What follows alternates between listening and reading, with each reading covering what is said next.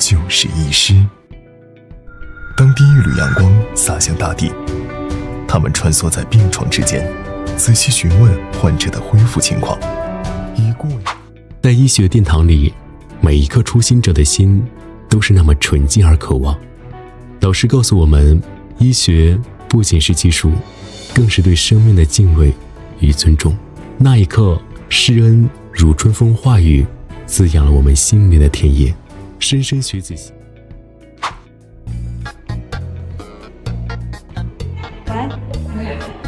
咩話？你上晚晒出邊有啲嘅春分養生嘅民間偏方，依家食到身體唔舒服，都話咗啲嘅唔可以信㗎啦。我啱啱好去完啦，我等下幫你問下劉醫生睇下有乜嘢養生小點啦。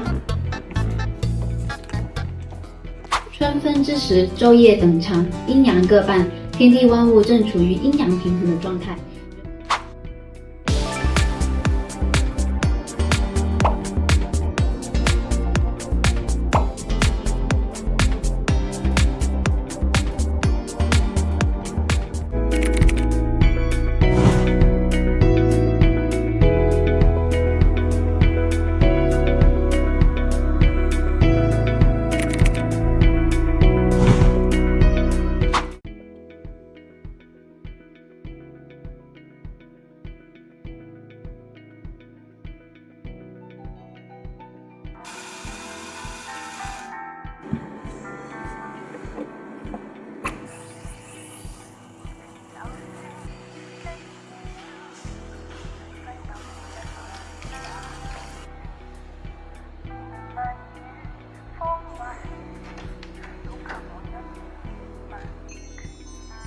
安南，我哋仲未準備好㗎，不如你睇下菜單先啦。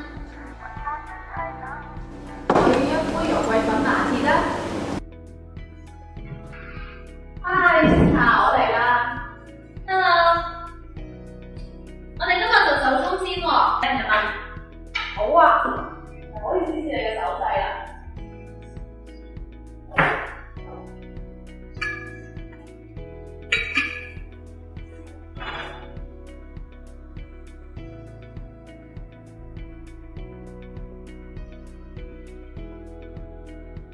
成啊，你係咪好中意咖啡㗎？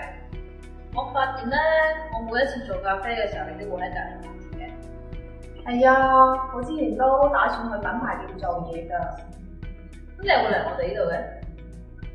因為嗰邊已經招滿人啦，而且呢一邊又有咖啡整，所以就想提前學一下。只不過嗰邊不過同你諗嘅有啲出入嘅咧。一開始係咁樣諗嘅，但係後尾發現都幾有趣啊！而且我打算喺度做1個月，當個徒弟咁樣咯。葉仔就要離開啦。不過話時話，過多幾日我就要走啦，真係有啲